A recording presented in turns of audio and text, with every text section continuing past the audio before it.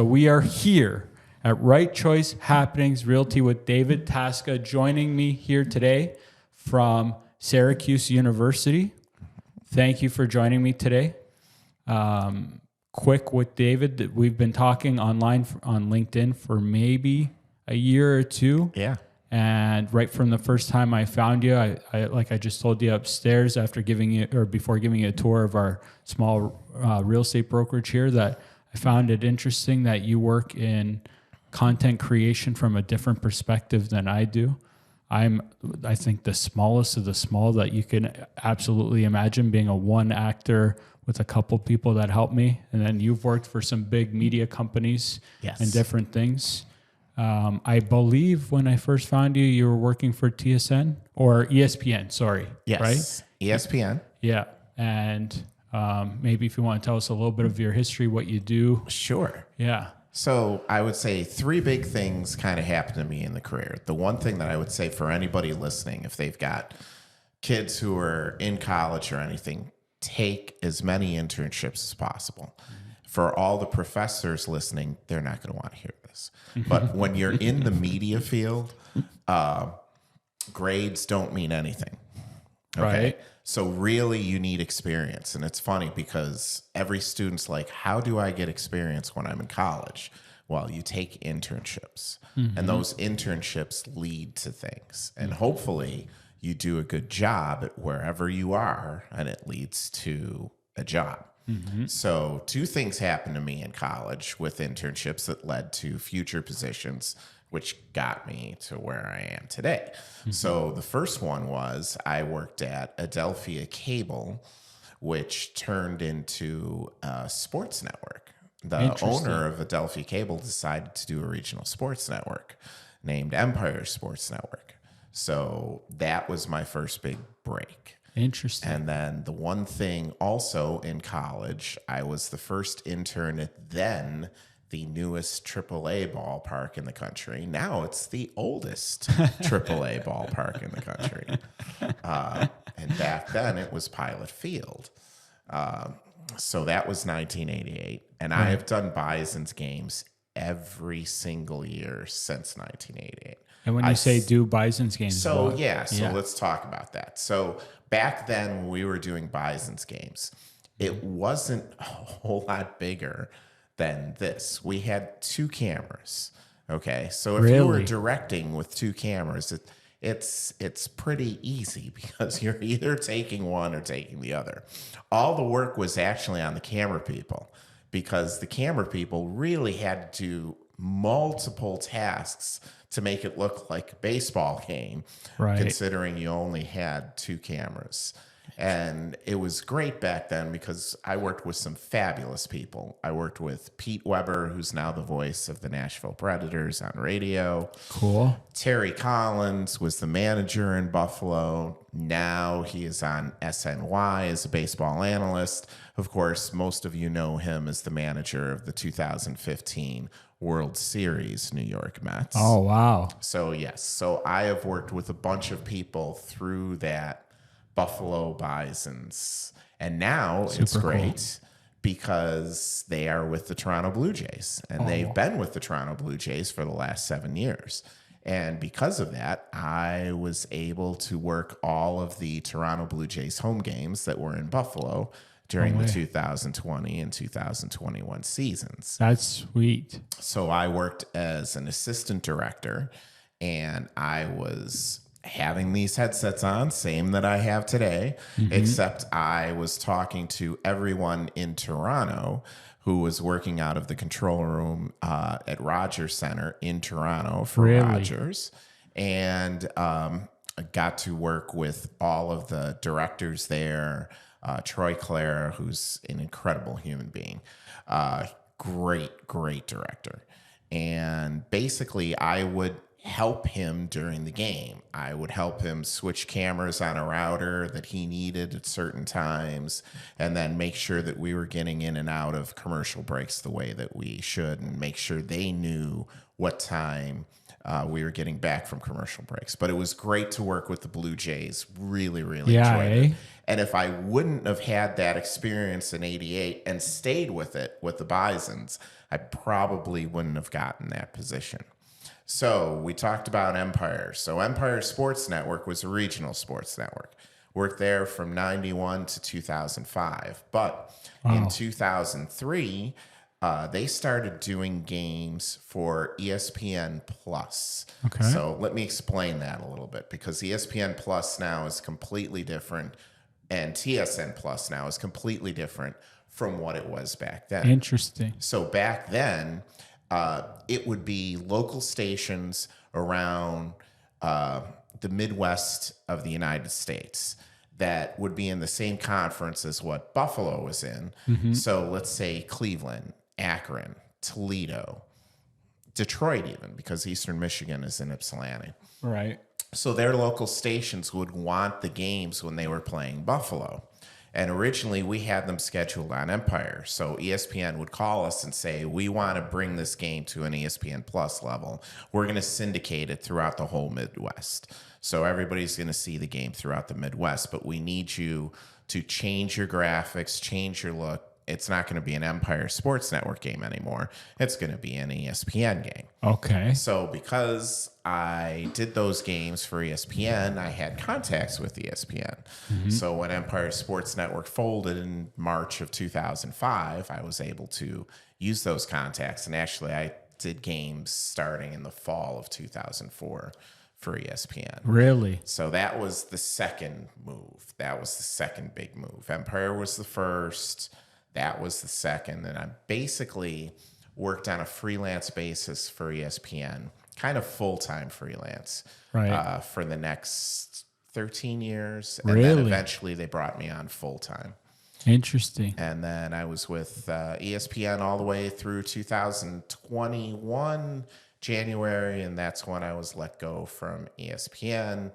But it was funny because I was still doing a lot of ESPN events, and I still do, through different packagers that package the events, and I work for them, get paid through them. But ESPN calls them to do the events. And then Syracuse came calling last summer. Yeah. And they needed a director to direct all of their broadcasts that they do in-house, but all of their broadcasts that they do in-house also go to ACC Network Extra or ESPN Plus, or their linear games that air on ESPN, ESPN2, or ACC Network. So wow. It's over 100 events. It's a lot. Over 100 events? Yes. I'll direct over 100 events between August 27th and May 1st. Holy. So, okay. I'm trying to absorb all of this because, like I said, we're kind of, when you boil it down, in the same type of industry. Well, I work in real estate, but I'm referring to like content creation. And content creation, I want to try maybe first finding some of the similarities, because some of the goals is capturing as many viewers for as long a period of time, having their attention. Yep. And then on the back end of that, you have to monetize it one way or the other. And like I monetize, so in Canada, I can't monetize my videos other than YouTube, which is very interesting. Like I don't get paid anything from Facebook, Instagram, or TikTok. Where creators over in the States, as far as I understand, they're making money that way. But I'm able to make revenue through real estate. And that's kind of the long game that I'm playing. But you guys, I don't even know if we need to get into that part of it, but there's clearly money. It's a business that you're a part of. Right. And I don't even know if the biggest money comes from advertisers, sponsorships. I don't even know. Do you know how that part of the business? It's probably like 3 different sources. So where I am now at Syracuse. Mm-hmm. So because we're producing product for ESPN, so we get paid a certain amount per game from ESPN. So that's one source. another source is there's a certain amount of revenue that we can use on commercial side, so that if we have sponsors or anything, we could do that. So that's a second source of revenue. And really, I think that's pretty much it. Those are the two major sources of revenue that Syracuse can endeavor from those events. And when you say with Syracuse too, the 100 events, these are sporting events. Yes, these are all sports. Everything that I've talked about today is all sports. Right. I have done other things before that are non-sports related, but most of my career, 95% of it is sports event related. Yeah, which is pretty cool. Yeah, right now I don't play a lot of sports like I used to, but growing up I really enjoyed playing football, soccer, baseball, these things. I still play in a co-ed beer league Friday nights in the summer, but nothing competitive like before. But that must be pretty cool being involved in sports at these higher levels, seeing like how competitive and how serious, and like I just imagine that, because I remember at one point when I was young, I had aspirations to be in like the professional sporting one way or another. I'd never really, I mean, maybe at one point I would have loved to have been a professional athlete, but I knew that was a long shot. But just being in that environment must be pretty cool on all aspects. And I'm sure there's a lot of pressure in different ways too. Oh, yeah. There's definitely a lot of pressure in different ways. I like to call it controlled chaos, because basically that's what it is. It's funny because TV is all about hurry up and wait. So when you're doing an event, you know, you're trying to get everything ready for the event leading up to the event. And believe it or not, it takes a long time to do that. I believe it. So I can't even imagine, but I believe it. Yeah. So I mean, if you were producing an event, you would be 1 week out. You would start calling people and making sure that the sports information directors, let's say if you were working with a college, knew who you were, knew who the announcers were, because the announcers are going to call them too for information. Trying to set up coaches' calls so that you can talk to the head coach of each team that you're playing, and the announcers have the chance to talk to the head coach for each team that they're playing. Right. And then leading up to that, you also have to find out everything that's involved from, like we talked about, from a sponsorship standpoint, from a sales standpoint, what billboards are going to be in the game, what promos need to be run, what are we promoting during the game. And there's two avenues to promote. If you're working for Syracuse University, you want to promote upcoming Syracuse events. But at the same time, if you're working for ESPN, you need to promote whatever events that they need to promote. So there's a lot of things that go into it just leading up to the game day. And then, normally when I work an ESPN event and it's through a truck, we're there 7 hours before the tip, before the kick. 7 hours? 7 hours. And the reason why it's 7 hours is when we have a truck event, that truck comes in. And what do you mean by a truck event? Sorry. So it's actually a 53-foot trailer. It's like a regular truck that drives by you when you're going down the street. And it's a 53-foot trailer, but in it has all the equipment, all the cameras, all the graphics, all the replay. And it also has a room for all the production people, your producer, your director, your graphics, your replay, to sit.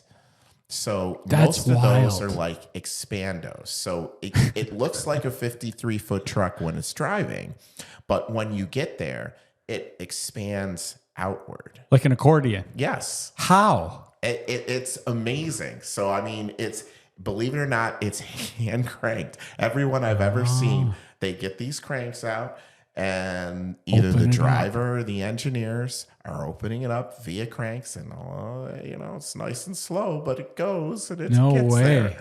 Yeah. Interesting. It is. It's very interesting. Okay. So it takes you that long just to get the equipment out of the truck. If there's cables that need to be run, you need to run all the cables. There always is for audio. if you're working at a building that already is cabled per se. So we'll talk about that real quick. So like the major venues, you know, if you were going to Scotiabank, if you were going to KeyBank Center, those are all cabled.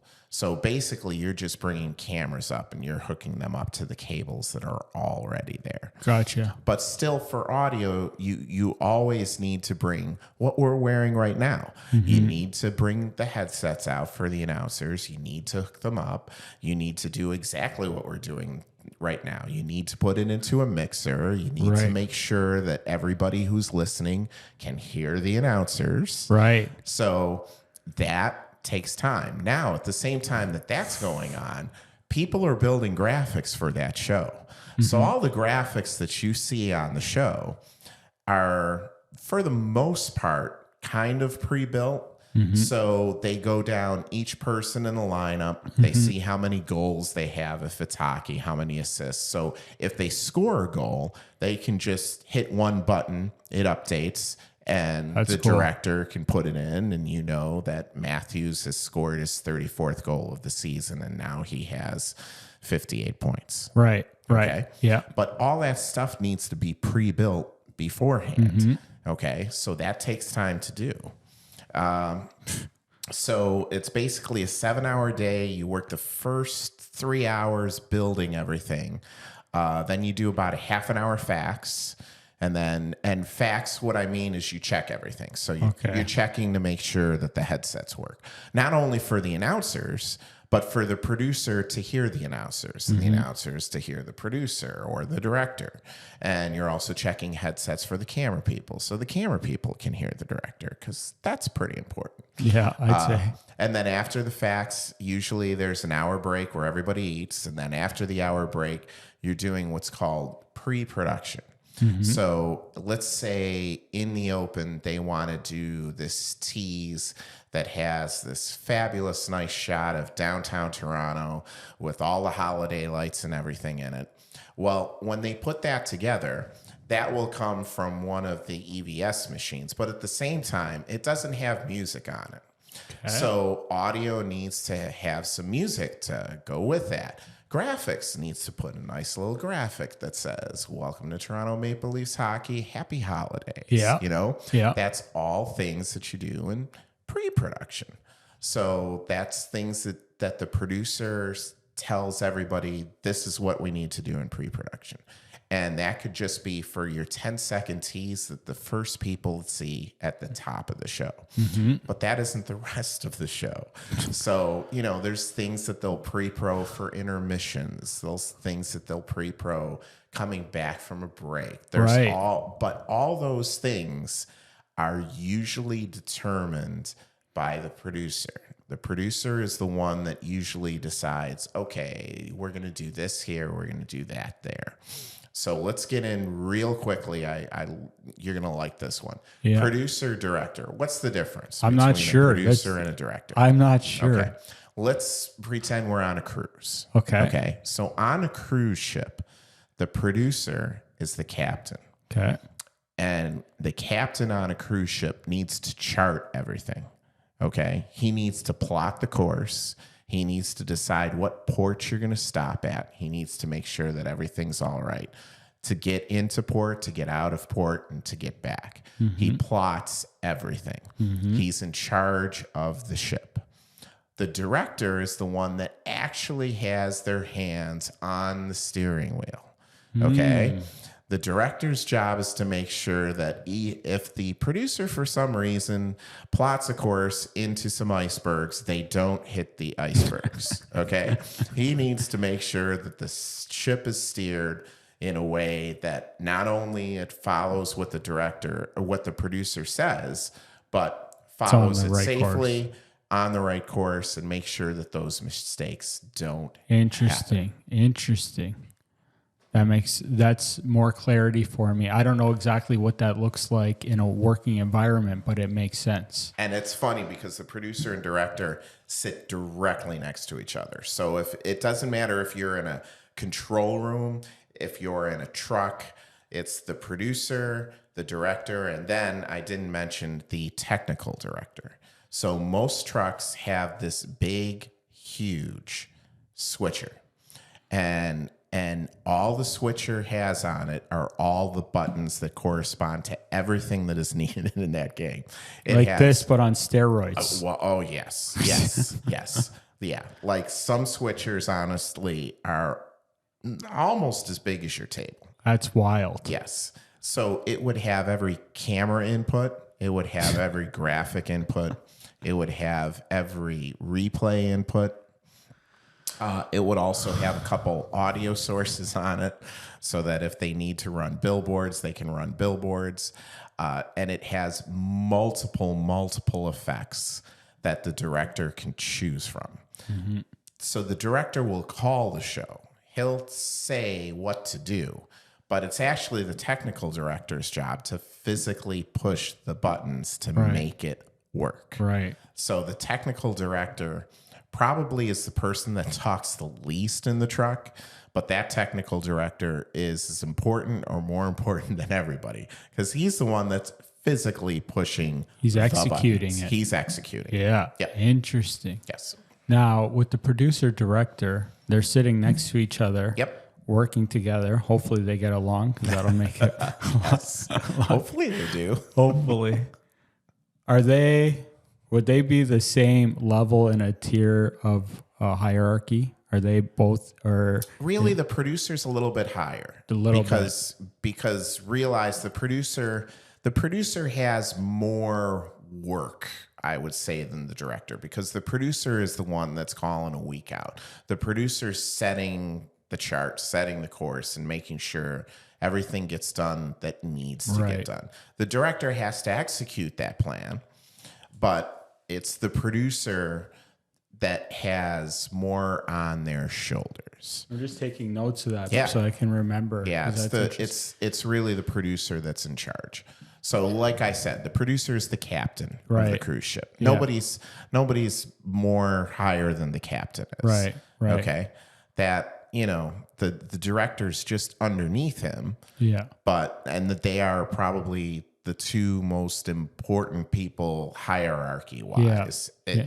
But everything in an event is, you're only as good as the weakest link in the chain. Totally. Okay. Totally. Everybody's got to do their job. Totally. And do it properly. Yeah. So that's one of the great things about it that people kind of don't understand, is that when you're watching a sporting event, it's almost like a team that follows that team. Totally. So, I mean, if I'm watching a Buffalo Sabres game, there is a great group of television technicians, and they are a team. Yeah. And they travel with the team, and they execute what they need to execute, but it's almost like their own game in themselves. I can totally see that. Yeah. I can totally see that. I'm really enjoying this, David, because this is way different than me, and it's nice getting insights because I don't know anybody that's worked in stuff like this other than Chu, my videographer, before, when he was doing some internships and beginning in his path. He's given me some exposure into some stuff, but yeah, it's pretty wild to think, because when I watch, I don't know what the right term is, if I should call it professional content like sporting events, or I don't know if mainstream's the right, I don't know what it is. But when I watch it, I think about wow, all the work that goes into that. Cause look, I just set up a GoPro, hit record on that. And we're going to do just a little bit of, maybe, I don't even know if we put on lower thirds on it at the beginning or not, but we keep it pretty simple. Yeah. But I've had some exposure and seeing how much work goes into making a piece of content, like a work of art. It's it's wild. And I think the biggest thing that I learned when I started making content that I took for granted was audio. I never realized, watching TV or movies, you figure, for me, being completely ignorant, audio just works, right? You watch video and it's the audio just works, right? The audio, right? For me, the difference on audio is hitting up or down. But I learned when I started making content how tough it is to have good audio and how bad audio will ruin the best video. Absolutely. And I didn't know that. And that's just like those two components. Video without audio is just silent film. Yeah. And even if like I've shot some videos where there is audio, but it's terrible and it ruins it. So it like, does. It definitely does ruin it. Yes. So I'm trying to think now, all those things you were saying, some of the landscape of like, okay, you mentioned producer and director and I already Technical director. Technical director. What are some of the other? Sure. So, I mean, if you were sitting in a trunk, usually that first row would be producer, director, technical director. Sometimes, depending on the show, there would be an assistant director that's next to the producer, and their job is what I kind of described to you when I was talking about the Toronto Blue Jays when I worked for the Toronto Blue Jays. So they get you in and out of breaks. They're working with the master control, counting down to commercial breaks, counting back from commercial breaks. And really, it's funny because they're called the assistant director, but they really, in most trucks, work more with the producer to help the producer. So the producer will have a list of things that they need to get in sponsorship-wise, billboard-wise, promo-wise. We've already talked about that. So that assistant director will have that list as well. And that assistant director will also have a list of any features that they're going to run, how long they are. So they make sure that they don't go too black. They know when they're going to end. They get out of it at the appropriate time. And they're a reminder for the producer to make sure that they get in all of the promos, all of the sales elements. Right. So it's funny that they're called an assistant director because most of the time they're working more hand in hand with the producer than they are the director. Interesting. Yes. And there is an assistant producer position. And that assistant producer position really should be called graphics producer because for the most part, they're the graphics producer. Now, do they also help the producer? Yes, completely. Because whatever graphics that need to be built for the show, the producer can tell the AP, the assistant producer, the graphics producer. And it's their job to make sure that all of those graphics get built. And also, it's their job to make sure that when they're doing the game, they understand what's going on from a graphic standpoint. So they have to know history of the team.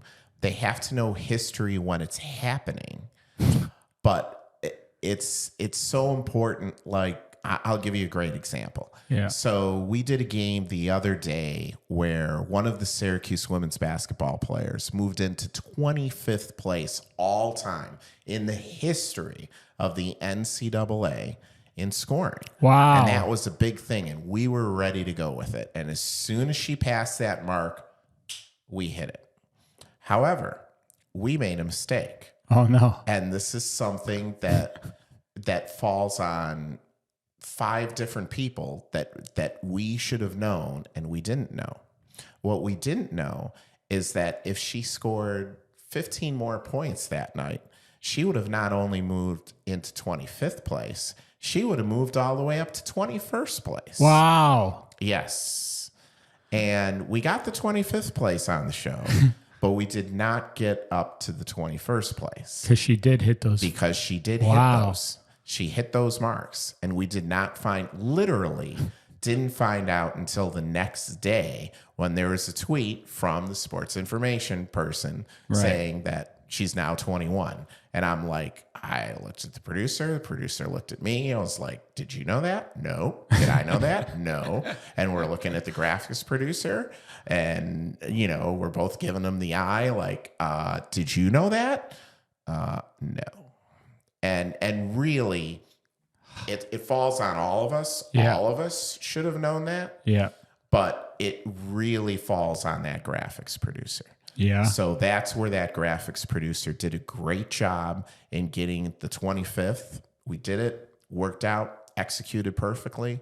But that graphics producer should have known Right. that with X amount of points, she could have gone all the way up to 21st. And every time she would have passed, we would have done the same thing we did when she hit 25th. Yeah. We would have popped it in. 24. Now she's 24th. Yeah. She's 23. No, she's 22. Yeah. Because that's huge. I mean, that's all-time scoring in the history of women's college basketball. That's unreal. Yes. What do you know the player's name?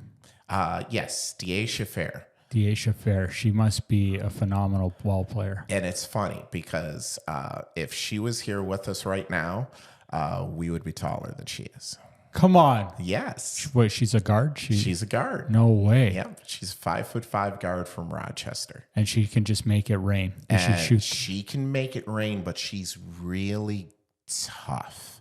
So she has no problem driving the lane against women that are, 7 to 10 inches taller than she is.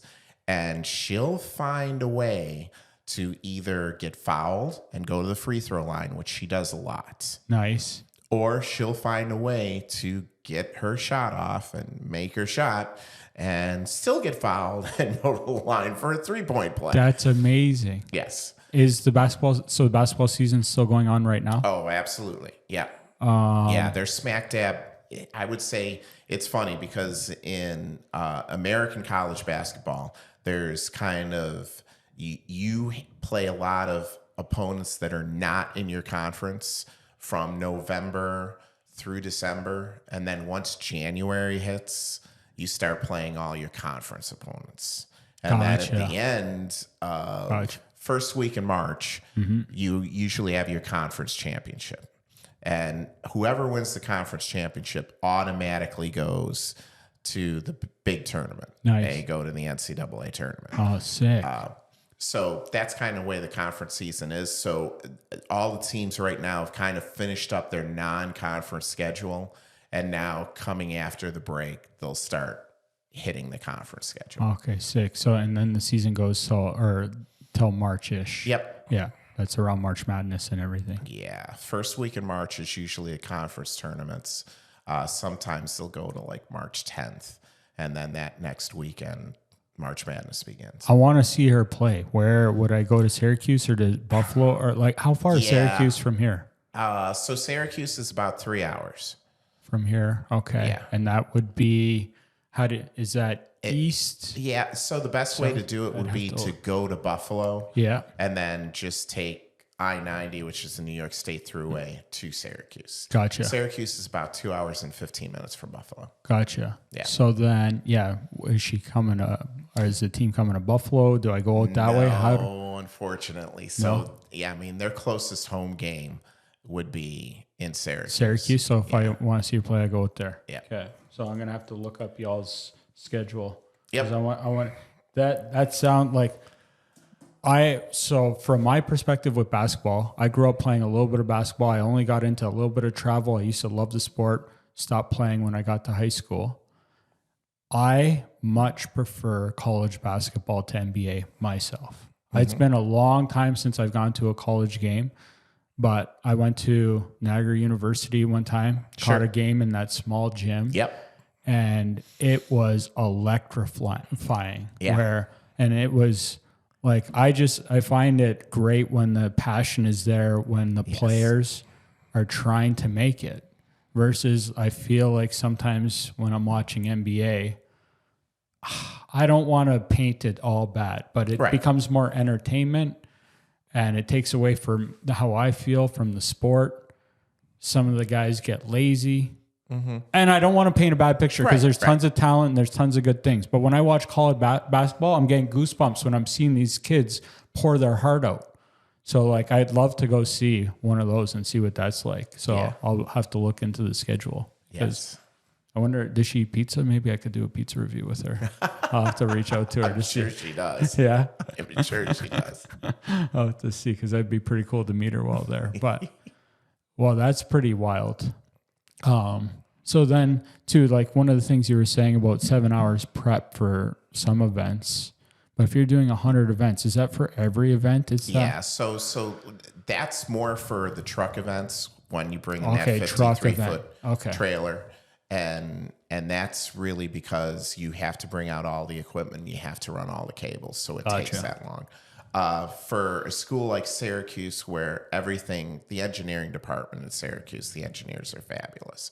So what they have done in years past, like 7 years ago, is they wired, when I say wired, is they ran fiber to all of the sports facilities in Syracuse to bring it back to a centralized control room. Sweet. So I work out of a control room.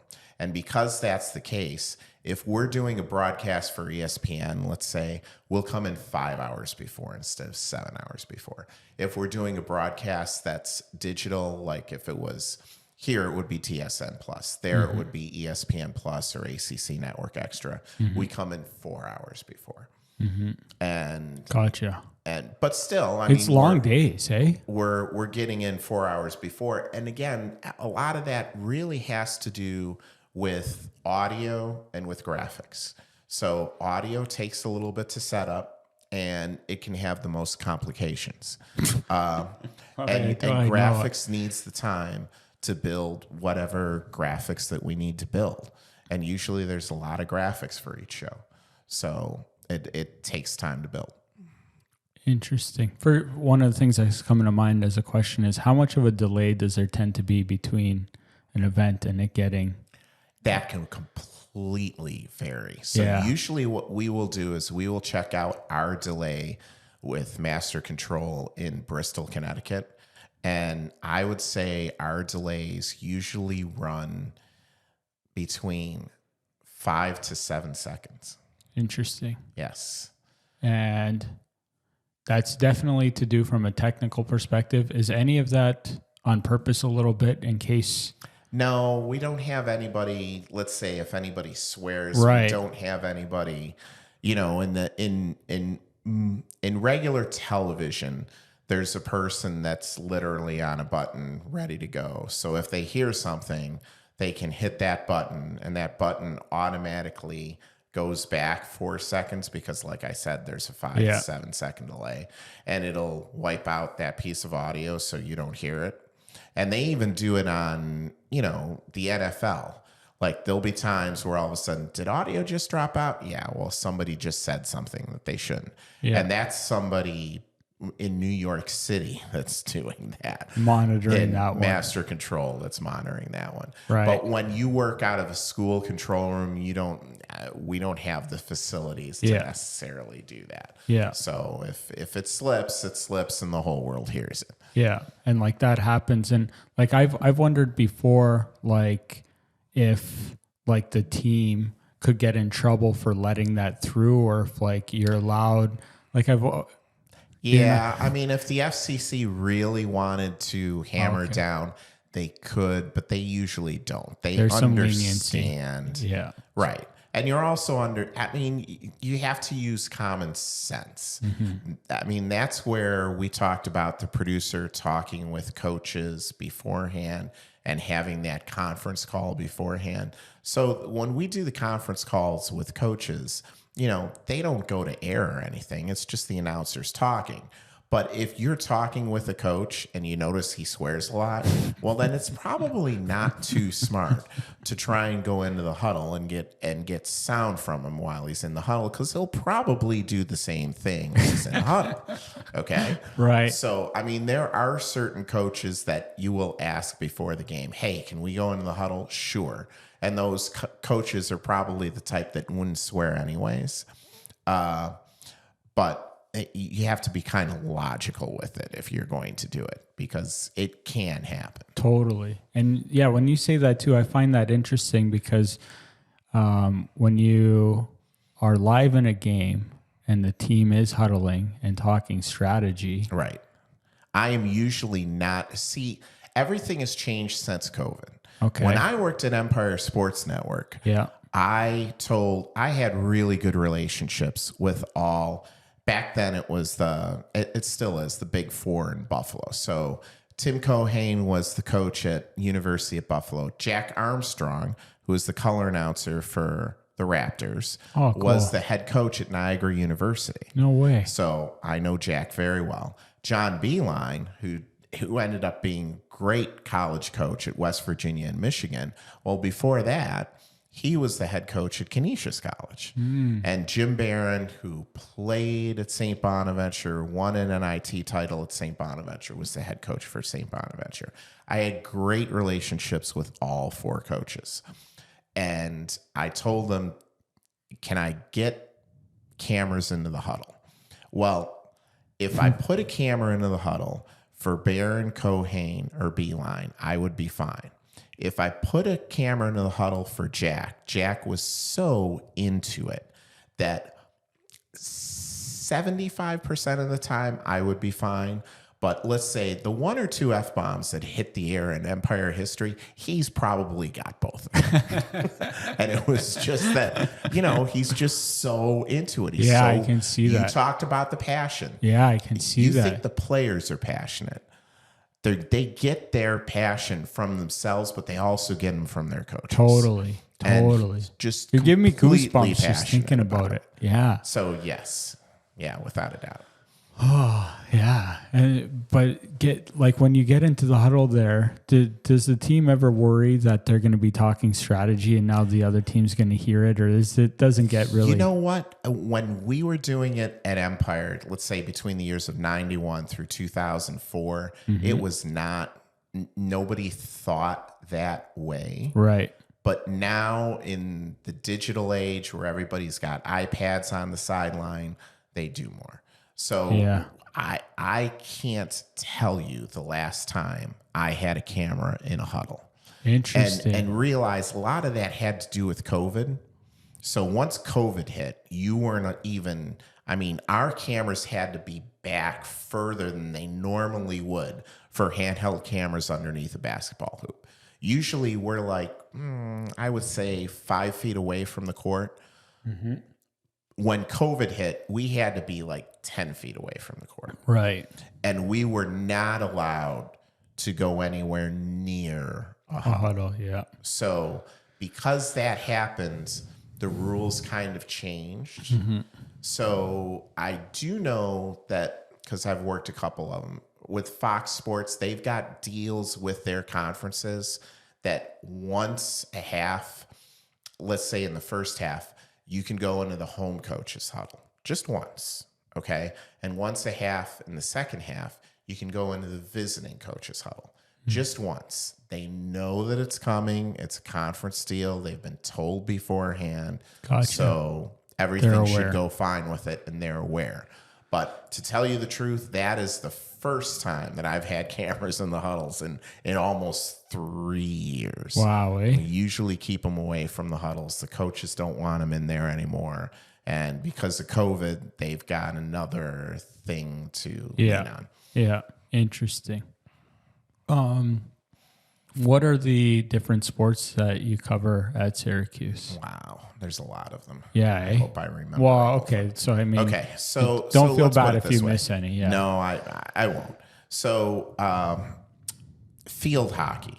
Field hockey's really big at Syracuse. Interesting. They've won a national championship before. They have a very good field hockey team. And it's truly amazing in the aspect that it's truly international. The amount of these fabulous young women that come to Syracuse to play, they are from so many different countries, mostly throughout Europe. There's some from South America too, but the amount of nationalities is amazing. And they come to Syracuse and they form this team. And, they'll be playing with American, with Canadian students as well, but they all come together. And it's funny because soccer, regular for the world, football is played the same way as well. There's a lot of international students that come to these colleges to play. And for soccer, it's even more. For like field hockey, it's more European. Right. For soccer, it could be European. It could be from the African continent. It could be from the Middle East. It could be from South America. Lots of people playing soccer. The whole world plays it. Yeah. So the pool that they have is amazing. Interesting. So our coach at Syracuse, Coach Mack, is fabulous. He's wonderful. If he hears this, he may kill me if I get this wrong. He's either British or Scottish. He's probably Scottish because he's going to hammer me on this that I don't know this.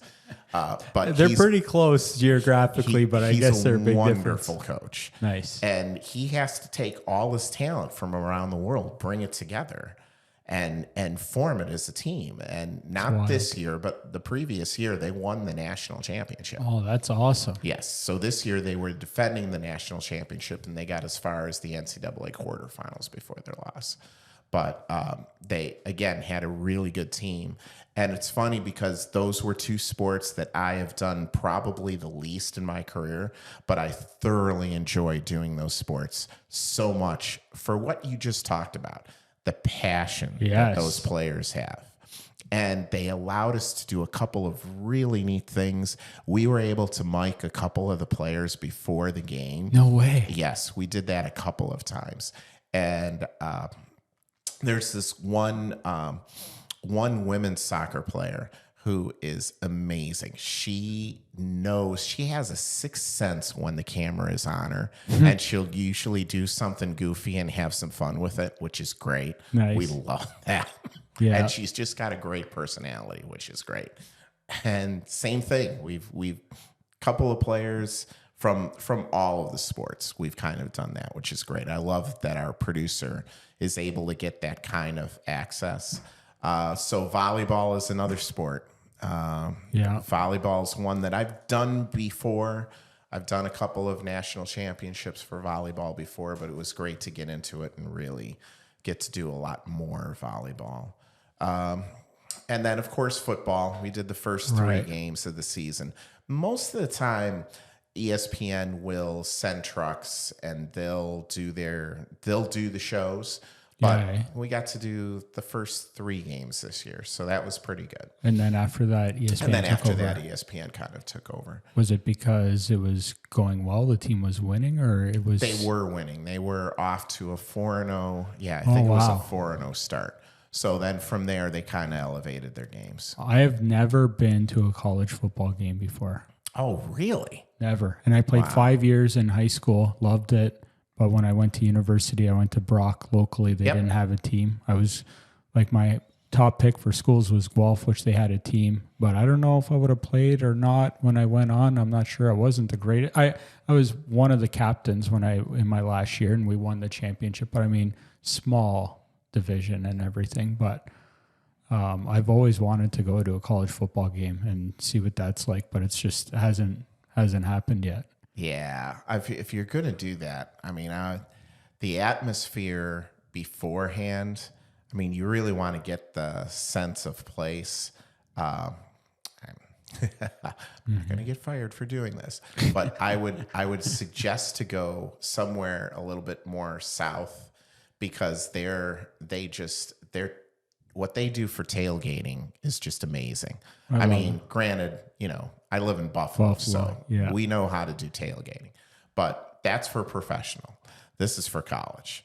And some of the tailgates they have in the South, the atmospheres that they have, I mean, if you're going to go to a college football game, that's where you should go. Gotcha. I mean, it's truly an incredible atmosphere.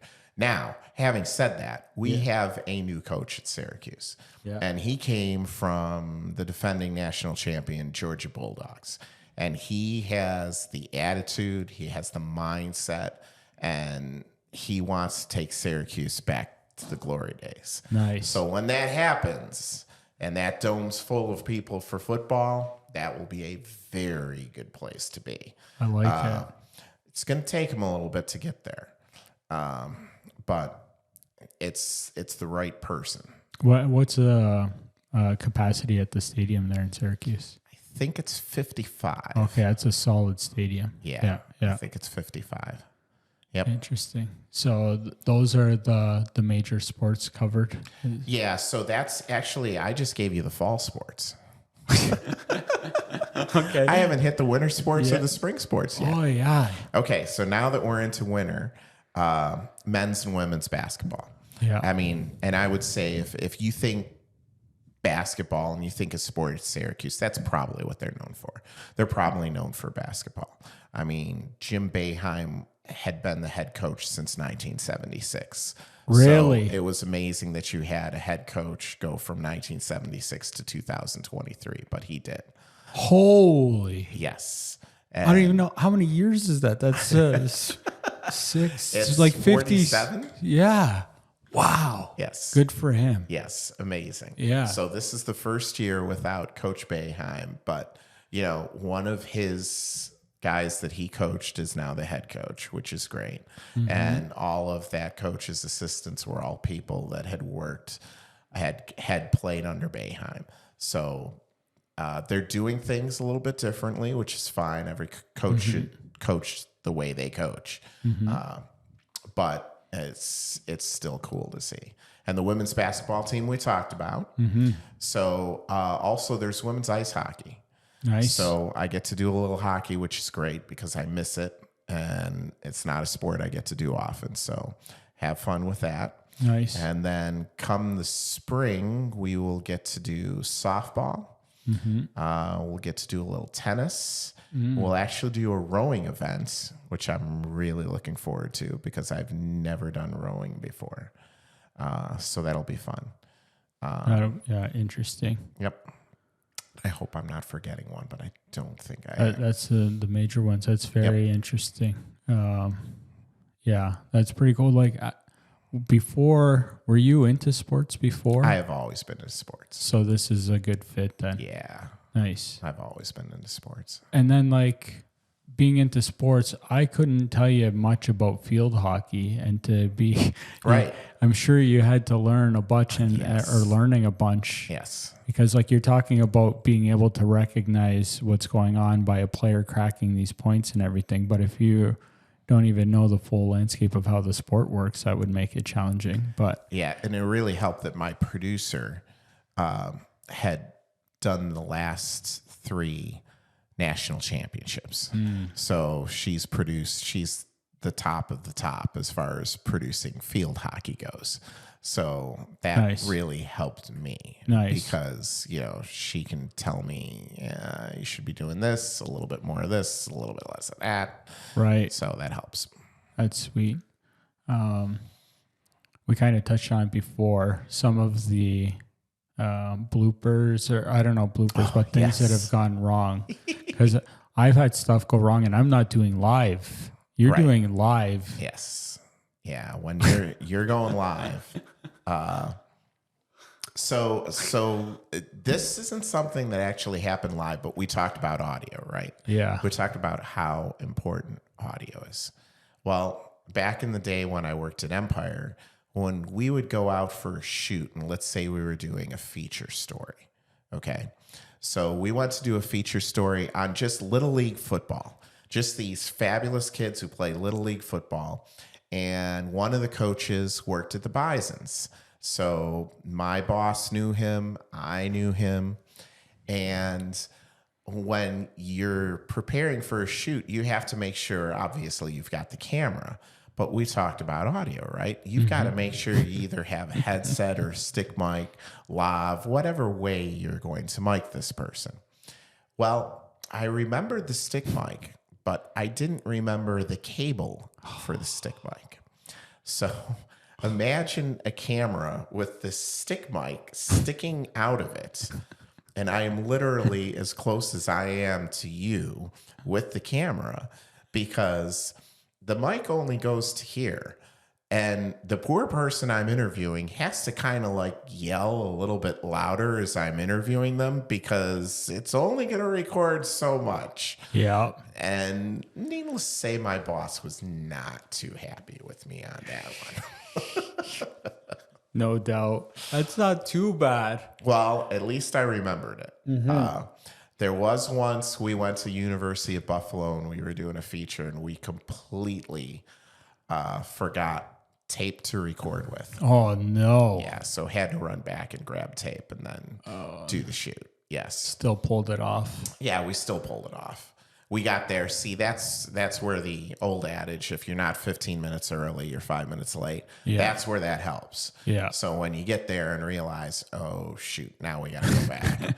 So you ended up being 20 minutes late. Yeah, eh? But it still worked out. But yeah, I mean, as far as bloopers go. Technical difficulties. Oh, yeah. I mean, we have had shows where the power goes out. And when the power goes out in a truck, that's it. I mean, nobody can see anything. Like we had a college football game once in Florida, in Tallahassee, where at halftime, this is a good story.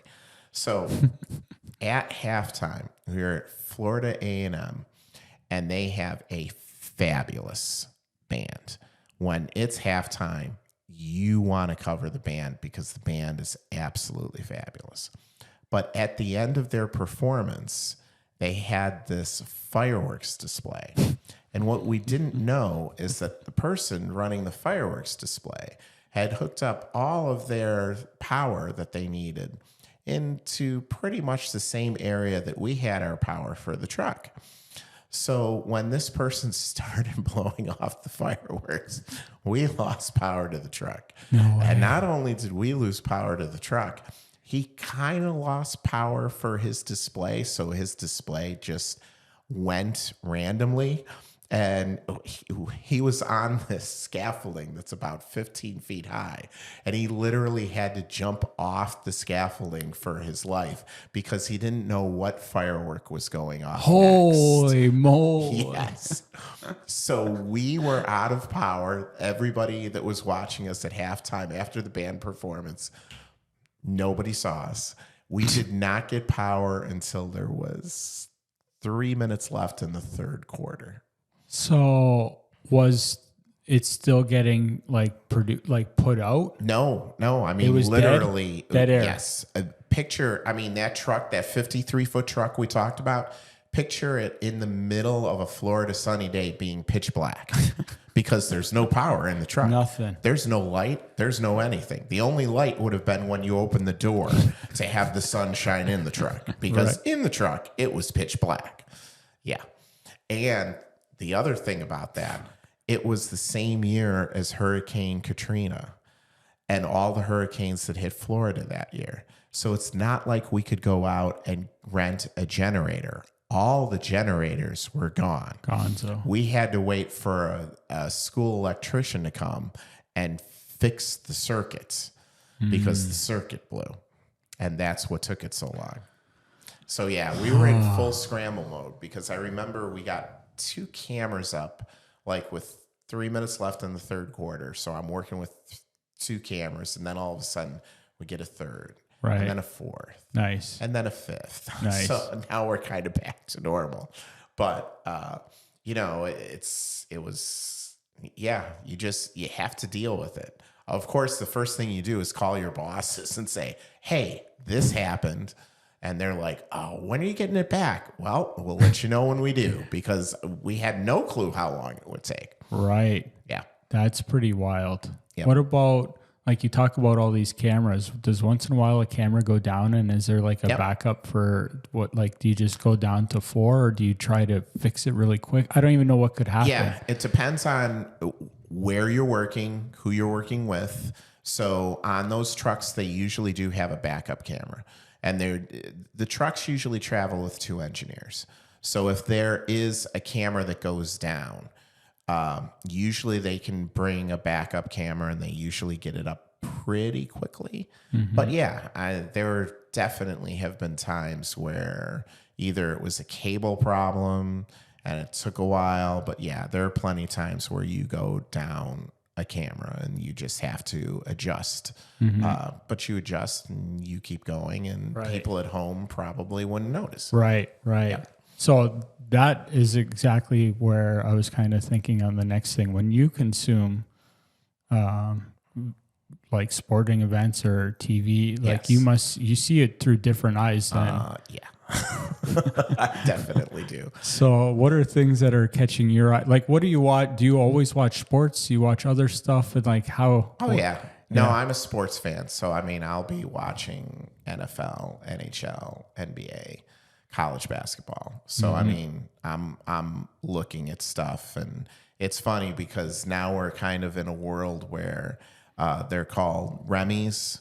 So there are lots of times where a production crew will actually be in one location, but they're not on site where that game is being played. The cameras are on site, audio's on site, even announcers can be on site, but the production crew isn't. And it used to be, and I've worked Remy's before for ESPN, where the delay was kind of significant, like 3-second delay. Talking to your camera people could mean that a camera just whips and you didn't know it was coming because you're not seeing it until 3 seconds later. Totally. Now they've got it down pretty well because the internet is so good that it's down to like a 1 second delay. Much better. But if I'm seeing a camera like whip and I'm noticing a couple things, I can kind of tell that it's a Remy production.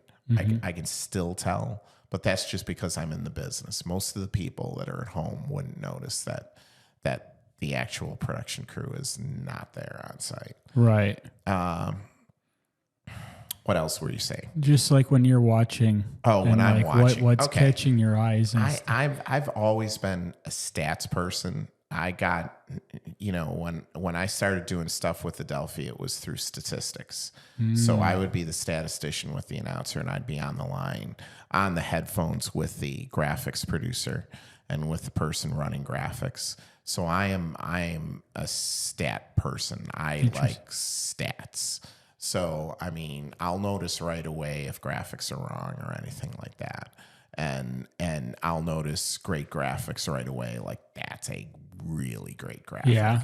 As far as the content of the stat or just like the design? You have to know when to incorporate it into the broadcast. Like, you may have it ready beforehand. Yeah. But knowing not only, let's say, when a person, we talked about Fair being the 25th score in NCAA history, but you're watching the game as a graphics producer, and you might come up with something like, okay, if it was the Raptors, they've got 3 guys now that have 20 points each. And the first thing in your mind is, okay, let's build that graphic with the 3 guys, show their points, show their rebounds. But in the back of your mind, you should also be thinking, when's the last time we had 3 guys score 20 points each? So in the back of your mind, you have to think about the now, but you always have to think about the history. Because when history is made, you need to tell the viewer that, hey, this is something that hasn't happened before. Big moment here. So it's something that, most of the time it's pre-built beforehand. Like Josh Allen was a great example. He now has the most times in NFL history with a rushing touchdown and a passing touchdown in a season. Amazing. So he's done it, I think, 11 times. Okay. And the next time he does it, it'll be his 12th time, which is just ridiculous because I think the most times it's ever happened is 10. Wow. So that's something that would have been built beforehand, but making sure that you use it in the moment. And then, just like when something happens, when somebody is really excelling, you've got to think, okay, let's build that graphic, but now we've got to look back in history. Has anybody done this before? And then when you show that graphic and you tie it in, well, that's really good television. And even when you say that, so now you have the graphic prepped for this sweet stat, like Josh Allen having that new record. Yeah. The announcer needs to know this because you could put the graphic up. Yes. Right? Yes. But that is very, very, very important. Yeah. So part of the pre-production, we kind of talked about pre-production a little bit, and we kind of talked about building things. Well, after you build everything, you need to show your announcers. So a lot of pre-production, probably a good 20 minutes of it, is just showing your announcers what you have pre-built and showing them, okay, these are the things that might happen tonight. Allen might set an NFL record tonight. Okay. Matthews might set a Maple Leaf record tonight. Showing them that so that they know it, they've got it in their back of the head. And 90% of the time they already know it, but showing them what the graphic looks like, telling them how you're going to execute it is very, very important. Yeah. The biggest thing in our field is communication. When you fail to communicate, bad things happen. Yeah. And it's funny because it's a communication field. You would think everybody would communicate, but that's not necessarily the case. Yeah. You have to communicate. Yeah, this is very interesting. I'm still putting all the pieces together of how this all works, and I don't know if I got enough out of the question when you watch stuff too. So yeah, I mean, if I will watch the way a director is cutting a show, I'll kind of watch, what cameras do they go to after the play? What shot are they giving me? Are they kind of following what the announcers say? Because 75%, probably more than that, of directing is trying to show the viewer at home what the announcers are talking about. Right. So I always tell every announcer before the game, if you want to see something and you want to see it, hit me. Now, here's another thing that we need to learn. Hit me and talk back. What the heck is talk back? Yeah. So they have a button specifically to talk back to the producer and director. Interesting. And when they hit that button to talk back to the producer and director, you won't hear their mic. It's just going strictly back to the producer and director. And most of the times when they do that, they're asking for a player shot, a coach shot, or they're asking for a specific graphic or a specific look for replay. Right. I was going to ask about replay. So they will ask for a specific, especially let's say in football. We always have a high end zone camera, and that high end zone camera usually gives you a great view on a run of the blocking. You can see where the trap was. You can see the hole open. You can see how the running back decided to go through the hole. Or sometimes they should have gone through the hole, but they decided to go left and got tackled for a 3-yard loss. That's still a good replay because you can show the viewer that they went the wrong way on it, that the offensive line actually did their job. And then sometimes the offensive line doesn't do their job. Yeah. And there's no hole open, and you can show that as well. Yeah, exactly. But yeah, so those are like 3 or 4 of the times that an announcer will talk back. But again, that's all communication. You have to communicate. So, I mean, it's still my job to follow the announcers and show the viewer at home who they're talking about. But if they want to talk about somebody specific and they know about it and can tell me about it beforehand, I can 99% of the time make sure that I've got a camera there. Right. So when they talk about it, bam, It's like there. that, it's there. Yeah. When they don't do that, then it might take me 3 to 5 seconds to get that shot. I'll get the shot eventually, but it might take me a while to get there. And when it does, the producer's looking at me and I'm like, yes, I know, I'm getting there. Right. Because the producer understands that they need the shot. Right. And then if there's 2 announcers sitting together and one wants to communicate back to you through talkback, Yep. is that mic, you don't want that mic, their mic picking up me saying to you, like, make sure. Right. Yeah. Oh, yeah. Absolutely. So I'm sure yes. And there are times where, we talked about bad things happening during a show. There are times where, the mic either gets picked up or here's the other thing. The producer talking to the talent gets picked up on the other talent's mic. So you can hear the producer talking to the talent. Right. So that happens a couple of times too. So you need to make sure that when, just like the producer and director, we're not on top of each other. You need to make sure that they're not on top of each other. Yeah. Because if they are on top of each other, that stuff can definitely happen and has happened. Yeah, for sure. And then, with replays, how does that get executed? Because like you see sometimes like they're circling stuff and I'm like, holy cow, these guys are on the ball to be making this happen in live. Yes. time. Like It is. And I'll tell you what, color announcers that can operate that machine. So that machine is usually, not always, because I have producers that have done it as well, are usually operated by the analyst. They usually have a touch screen in front of them that they can either use a pen or their finger to draw. And they have that same view that you have at home. And when they draw, it's connected through the truck, and that line visually goes through the truck all the way up to the satellite to your house so that they see. It's wild. They see it draw. And most of the time when they're going to do that, they've already hit talkback, and they've already told the producer and director, I'm going to telestrate this. And if they say, I'm going to telestrate this, well, they're drawing. Right. Okay. Right. So we need to give them, the producer needs to work on giving them the angle that they need to draw with to show what they need to show. Right. So there's a lot of communication going on between the producer and between the announcers. The producer talks to the announcers more than the director does. I'll talk to the announcers when they specifically need to see someone, but all that stuff with replay, that happens with the producer. The producer is the one that's talking to the announcers and making sure that gets executed properly. Interesting. There's so much to this stuff. It is. It's like I said, it's controlled chaos is what it is.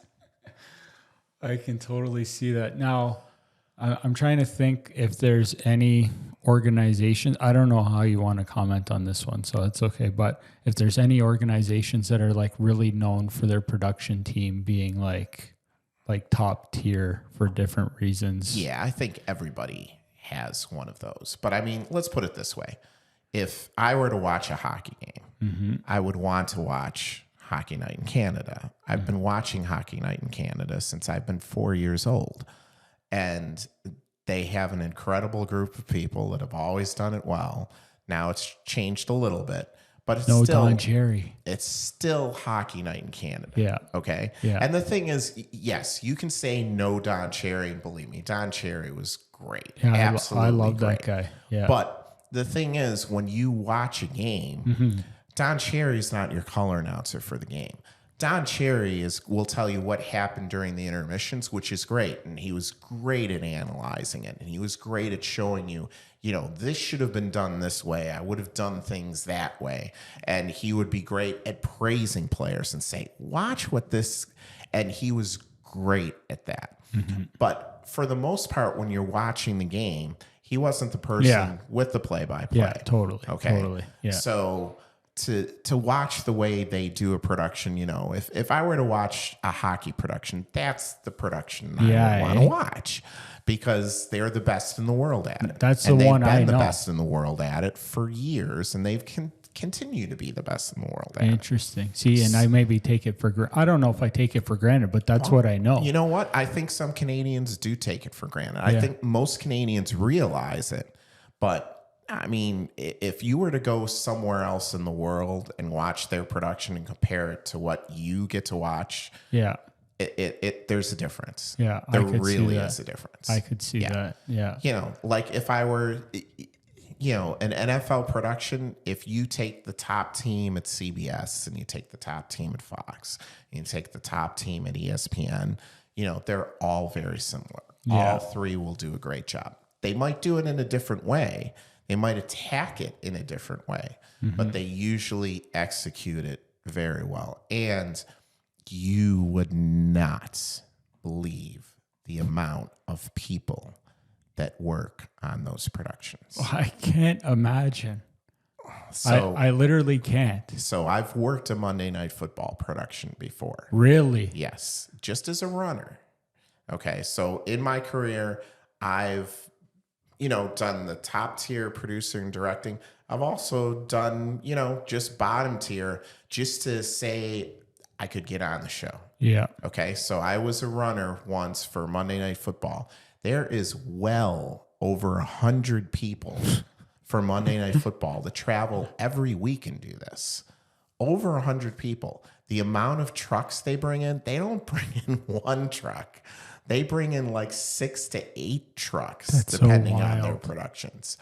It's unreal. It's like a floating city coming in to do these productions. I believe And it. everybody else is the same way with their top tier.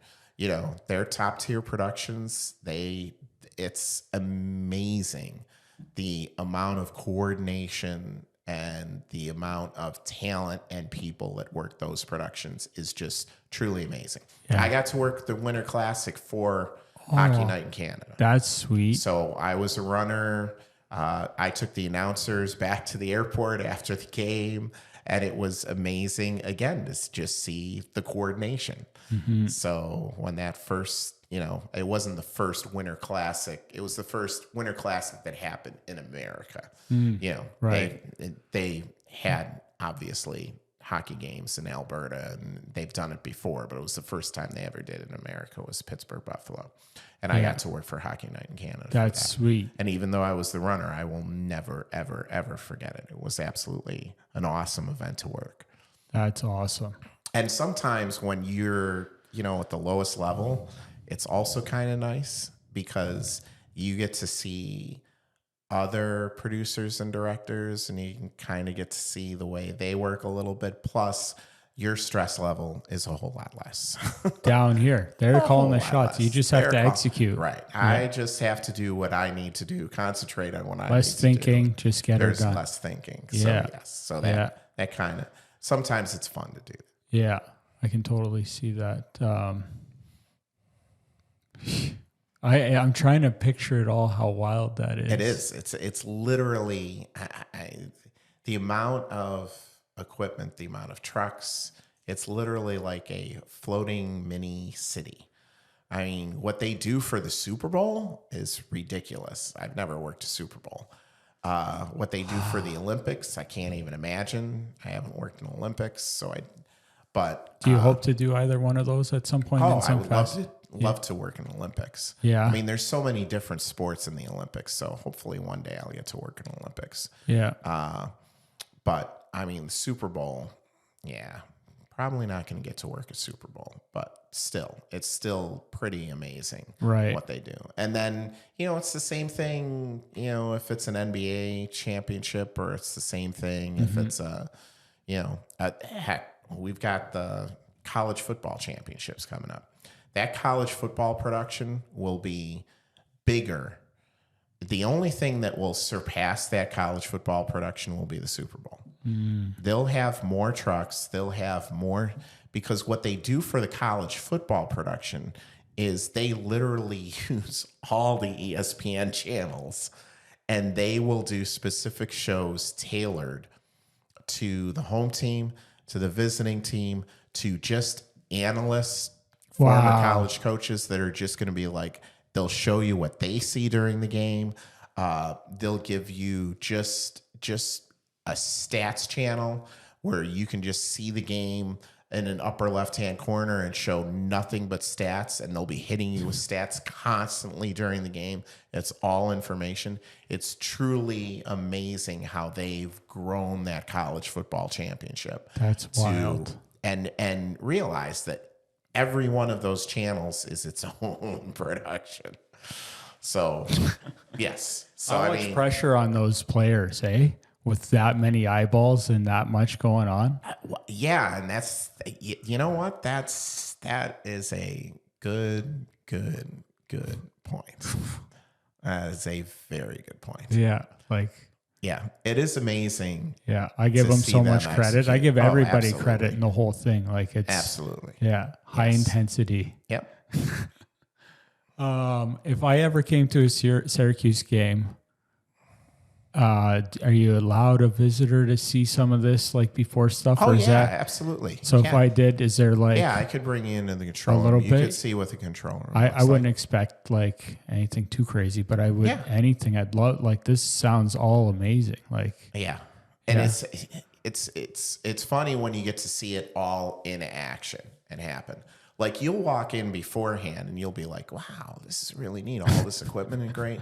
But until you actually see when, as we're doing the game, and you kind of get to see Is that the different possible? roles, and you kind of get to see that I'd have to find out about. Yeah. Because like obviously, like I wouldn't expect it, and even if I did, I know I'd have to like tuck into a corner. Yeah. So I don't. Well, the good thing about our control room is you could definitely do that, and you wouldn't bother anybody. You still get to see everything. Yeah, and I mean, I wouldn't be offended if it were not allowed, but I would definitely love an opportunity like that, because I just like, now I kind of want to see. Have you watched any of my content at all? Have you seen any of it? Not yet.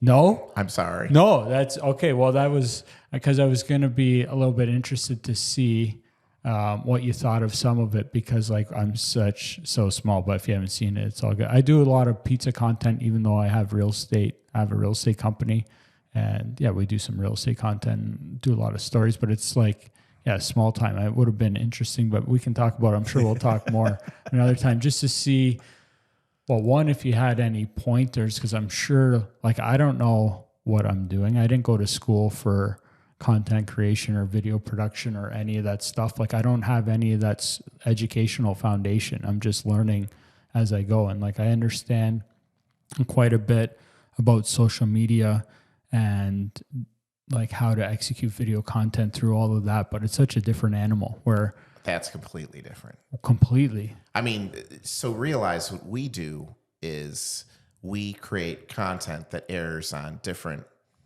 networks, airs on different, if you want to call ESPN Plus, TSN Plus, whatever you want to call that, that is internet based. Mm-hmm. True.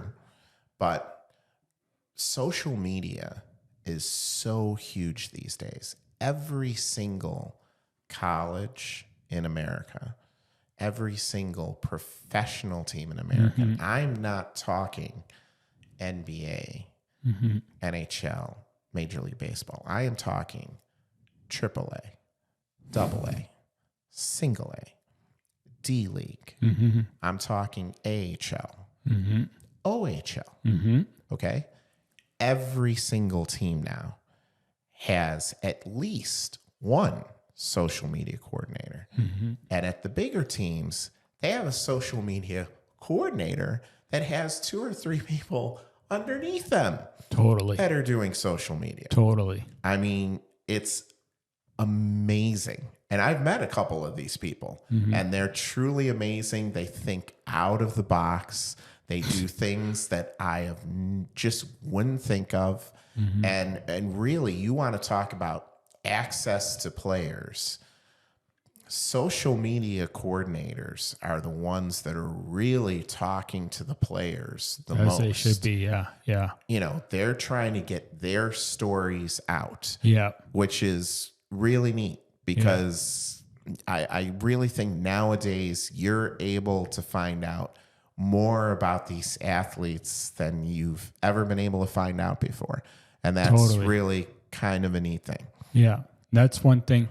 Well, if you ever did have me as a guest in any facet, I'm more than happy to share with whoever wants to hear it, my experiences and knowledge that I have on the small scale with social media and content creation from that perspective, because that's what I mean. It could be like we can help each other that way. Like it would just help me from understanding how it's like been done for so long and on such a big scale. And like the social media aspect is really interesting, because you can't, I don't know, there's probably school programs for it and maybe you could learn a little bit, but it's still kind of relatively a new thing on how it all works. And I say that, yes, it's newer than... It is newer. Yeah. It's definitely the newer of the mediums. Of the distribution and everything. And like, it's so interesting to see how things change, because I've been creating content for about 6 years.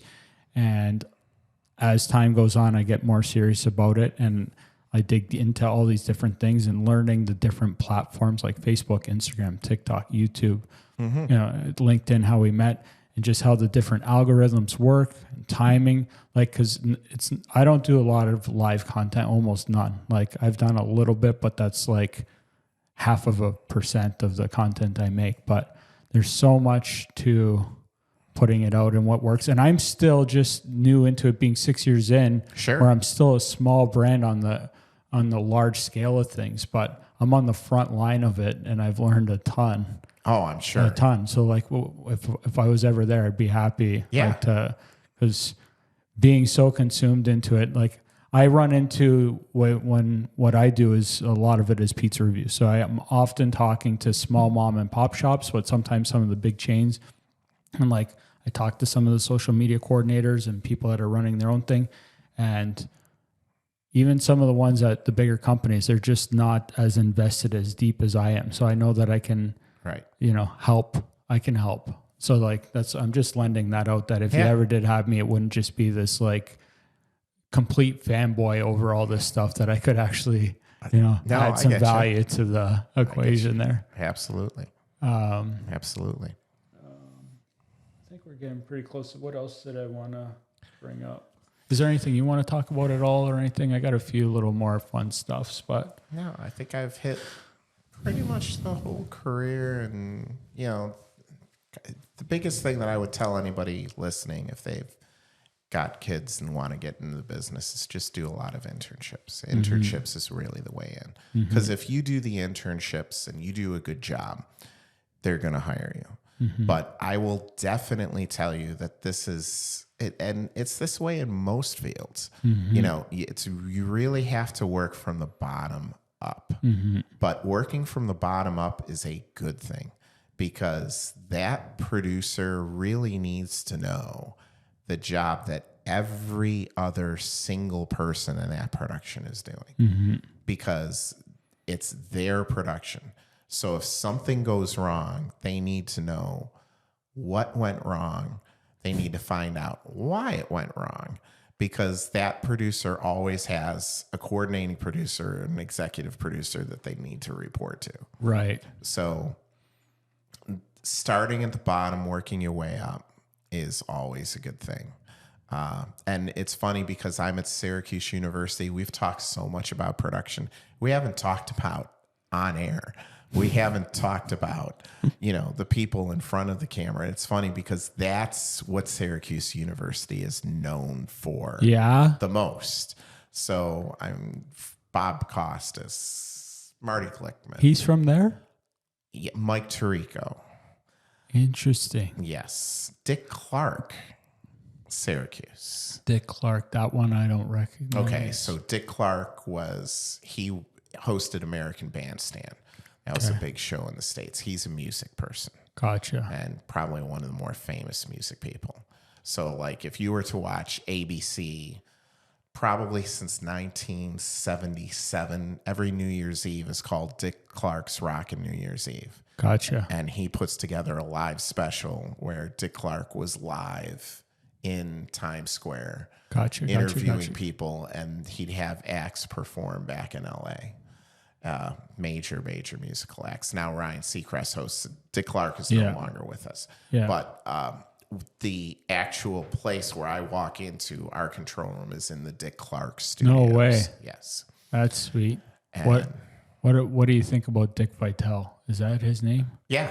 I don't know where he was out of or whatever, but I remember when he was announcing games, that was like unreal. Right. And a lot of color announcers come from either player ranks or the coaching ranks. So he came from the coaching ranks. So he was a coach, but having a personality is huge. And he's got the personality. He loves people. He likes being around people. He's always had a good personality, but he's always been afraid. He's never been afraid to give credit where credit is due. Dick is definitely what I call one of the more positive analysts.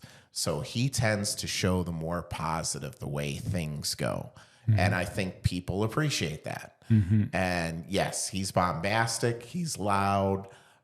But he's certainly carved his own niche. Is he still in the business? He still is. He has had throat cancer. Oh. So he is recovering from that, though. It's going very well. Okay, good. So I don't know that we'll hear him this college basketball season. But hopefully next college basketball season. So what team is he a part of? I'm not even... So he's with ESPN. He's been with ESPN for Okay. a long time. Yeah, because I can't remember exactly how coming across him and everything, and because you've taught me a lot about the different dynamics, but like myself, I still don't even understand all the different like leagues and divisions and everything. Sure. And like even like when I watch March Madness, I don't know how all this works. Like, well, it's crazy. I mean, you almost need a computer to figure it out. I mean, in college basketball for March Madness, I mean, there's 327 Division I teams. Okay, and out of those 327 teams, like I told you, every one of those 327 teams goes to a conference tournament. And in that conference tournament, if they win it, they get to go to March Madness. So you could have a team in March Madness that has a record of 1-30. Now, does that happen? No, not usually. But there are teams that have gone to March Madness with losing records of like 10-21 before because they've won their conference tournament. Right. So that's the beauty of March Madness, is that everybody kind of gets a shot at it, which is cool. It's a fun tournament, eh? It is, because there's so many different conferences. There's, I think 30, there's like 68 bids, and I think there's 32 or 33 conferences. So that means that there's 34 or 35 at-large bids. Okay, and it always comes down to those last four teams. Who are the last four in? Who is going to be the last four out? But even if you don't make NCAA March Madness, there's still the NIT, the National Invitational Tournament. It usually takes the next best 32 teams. Right. So if you took all of the tournaments, postseason tournaments for college basketball, 125 of the 325 teams make a postseason tournament. That's a big amount. That's a lot. That's almost, it's over a third that make postseason tournament. Now, is March Madness, is NIT as big as March Madness? No. It used to be, though. In the 50s, the NIT was the tournament that would kind of determine who was the best teams in the country. It wasn't the NCAA. NCAA took that over in the 60s and has had it ever since. But the NIT tournament was always a big deal. So that's another thing that you bring up that's interesting, talking about which team does get declared the best. Because is that how it works after March Madness? That's the great thing about March Madness, is that there's obviously a champion. Whoever wins it is the national champion, which is great. And that's the way that it should be. And it is the way that it is in almost every single NCAA sport. The only sport that hadn't had that for years was college football. College football would rely on a poll. And there were two polls. There was a coach's poll and there was a writer's poll. Right. So there were plenty of times where there were two national champions because the coaches thought one team was the best team and the writers thought there was one team. So that's why they created a college football playoff. But it's still political because, this year an undefeated team that was in one of the best five conferences in the country did not make the college football playoff. That has never, ever, ever happened before. What happened? Well, see, now this is where I get a little bit controversial. But, do you want to talk about this? I don't know if you want to or not. Like that. No, I don't mind talking about it for a little bit. I mean, basically, you had five major conferences going into this season. Next year, there's only going to be four. You had the Pac-12, which is going to go away next year. They really kind of won't exist. They'll have two teams from the original Pac-12 that are going to play with the West Coast teams. They'll form a conference, but it won't be a Power 5 conference, truly. So the Big Four, the Big 12, and the Big 12 usually consist of Southwest. They've consisted of, originally it was Oklahoma, Nebraska, all the Texas schools, okay? So they were more Midwest based. You had the Big Ten, which was more north Midwest based. So they had schools from Ohio, Michigan, Pennsylvania, most of your big state schools were Big Ten schools. Okay. You had the SEC, which was most of your Southeast schools. Okay. And they have a big conference. And then the ACC would take schools from the Northeast and from the coast. And those were the four big conferences. And the Pac-12 were all the West Coast. So all the big West Coast schools would be in the Pac-12. Okay. So this year, the Pac-12 champion, Washington, got in, as they should. They were undefeated, never lost a game. So they should be in there. They are in there. Okay.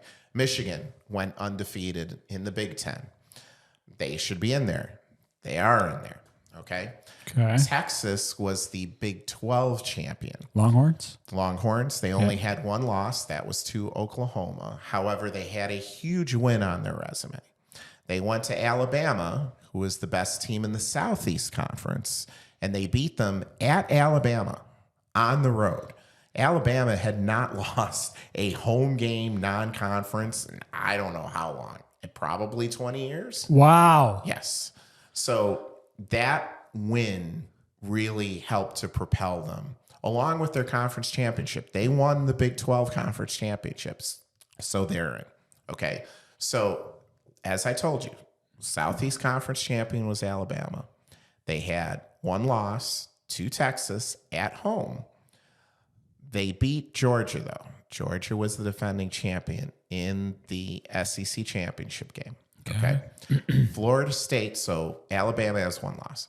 Florida State went undefeated the whole year. They played their last five or six games without their regular starting quarterback who got injured for the season.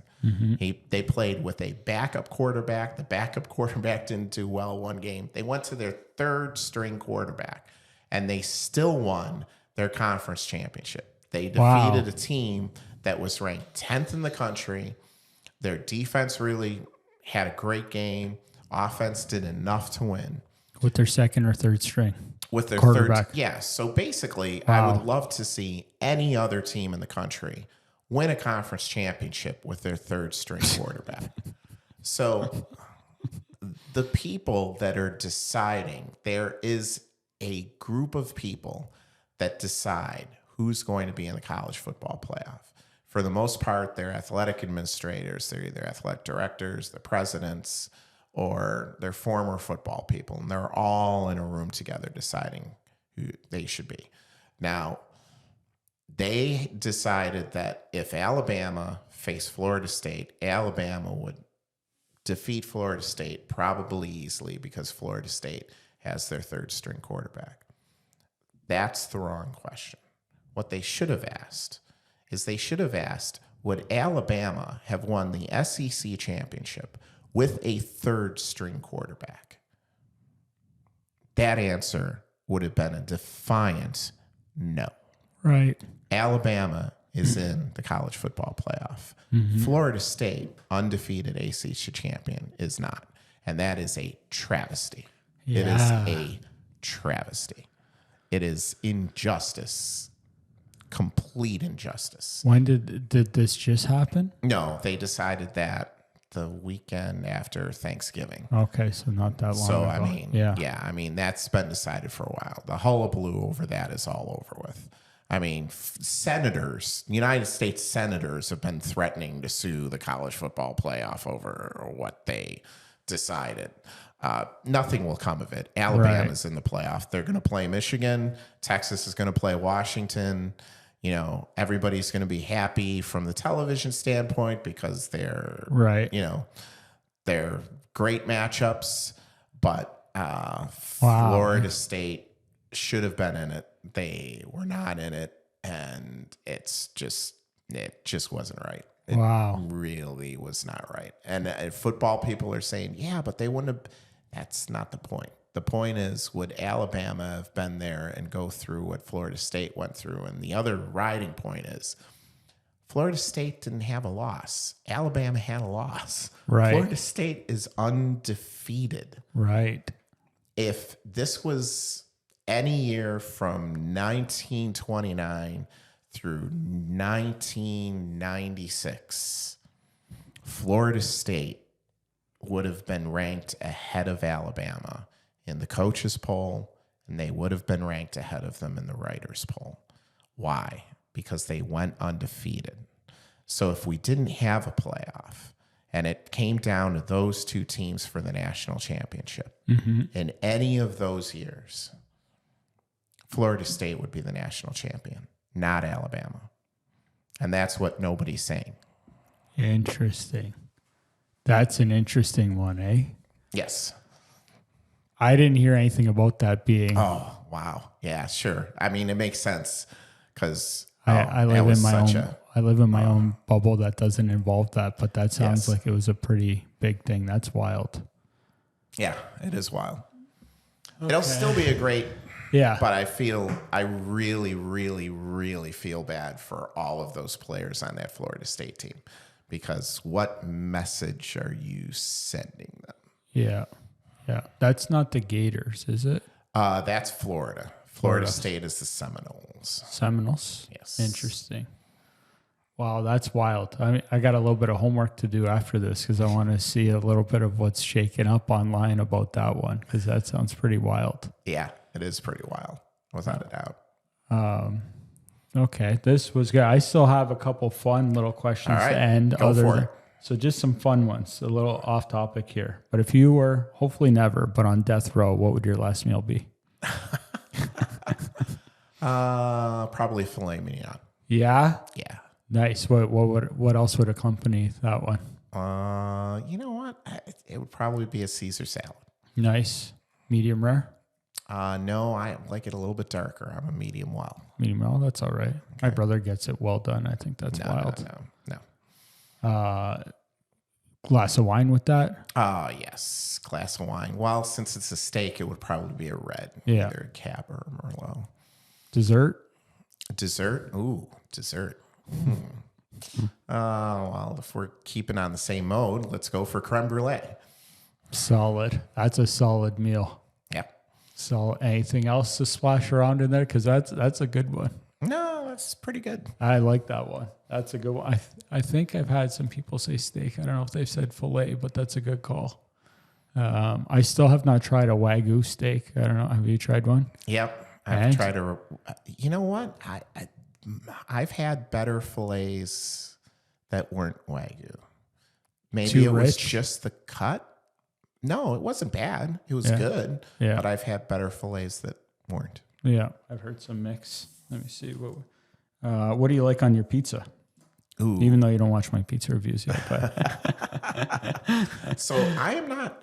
So I love mushrooms and onions. Mm-hmm. So if I get it just for me, I would put mushrooms and onions. But usually I'm not getting a pizza just for me. Mm-hmm. So usually everybody else in the family loves pepperoni.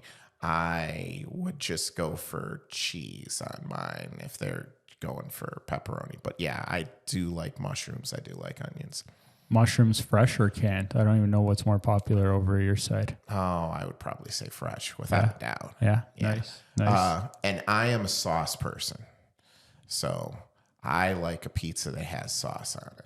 Yeah. I am more sauce than I am cheese. Yeah, nice. Yes. So I had on here a few months ago the owner of a bakery in Hamilton, Roma bakery owner Anthony, and they make a pizza with no cheese. That's awesome. It's so good. I bet. And it's actually pretty cheap too. You get a tray, like you guys call it a tray out there, for $15 Canadian because there's no cheese. So that's like, I don't know, like $2.50 American or something. No, it's probably closer to 12-ish or. That's great. But yeah, I don't know if you ever make your way out to Hamilton, but if you're not big on, I mean, their sauce, I like it and they have a huge cult following, but everybody's taste is different. But I would say to give that one a go. That's cool. Yeah. Good to know. Roma Bakery. I'll send it to you later so you have that. Here's one that's a little bit deeper, but what do you think is the meaning of life? Meaning of life. Wow. How's that from all that sports stuff? Man, you went from that to this. I know. I have a bunch of these questions on here that I just find fun. Oh, love. Just find love. That's a good one. And just, treat people like you'd like to be treated. Don't be a jerk. Just be nice. There's no reason not to be nice. I agree. Even when believe me, I have been in plenty of trucks with plenty of people that yell and scream when there's a mistake. Mistakes will happen. There has never been a television production that has been perfect. Yeah. Mistakes are going to happen. So when a person makes a mistake, realize they probably feel worse than you do. Okay? So That's a good point. So be nice. There's no reason to be nasty. Just I agree. Be nice to people. I agree. I get that sense from you too. So that's good stuff. I like that answer.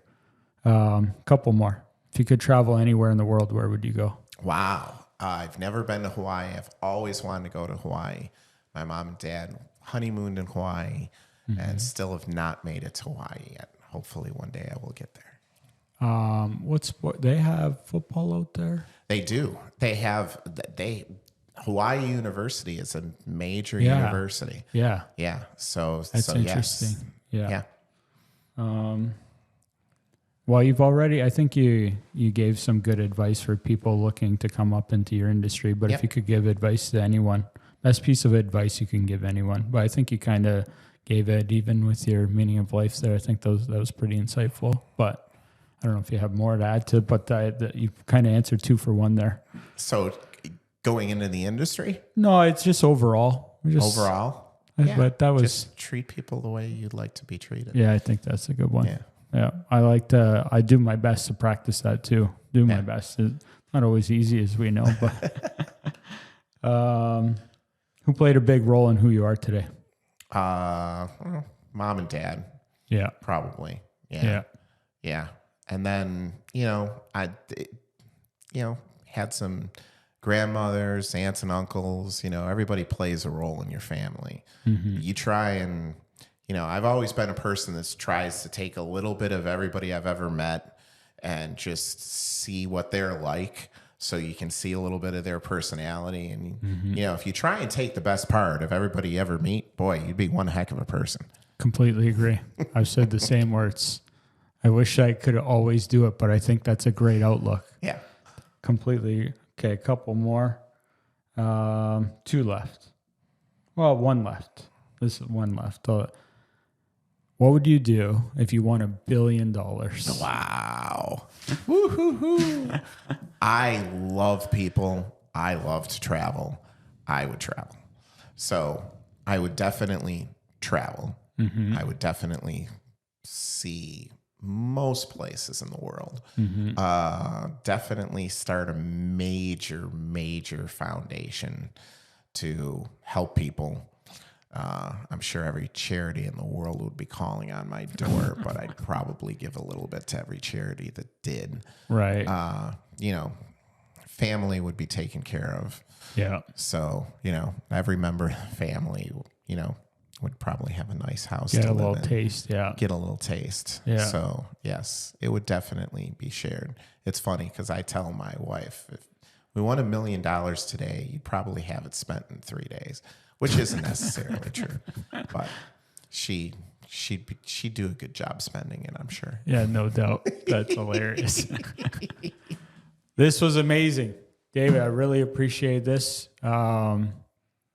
If any last things for maybe Syracuse, like if people want to consume the sports, they go, where do they watch? You can go Cuse.com. On Cuse.com, you can see all the women's hockey games. You can get all the information for all the sports. And then most of our other events are either on ACC Network Extra or ACC Network, or we're on ESPN. So that's basically where you can see all the events. And it's fun. We have a great group of people there. They're good people to work with. I like that. And we have a lot of fun. I like it. I really hope I can come visit, even if I can't get any back pass. I can get you in the control room. I don't know if I can get you in the control room during the game. Yeah. I can definitely get you in the control even room. if not, I still want to come out. I appreciate that part. Yes. And I want to see, I'd like to see a bunch of stuff, but you really got me. I want to see this girl playing basketball and see what that's like. Cause she's special. She's making history there, and that's without amazing. a doubt. Yeah. Without a doubt. It is. It's truly amazing. Thank you very much. Thank you. Appreciate it. Really appreciate it. Yeah. Thank you.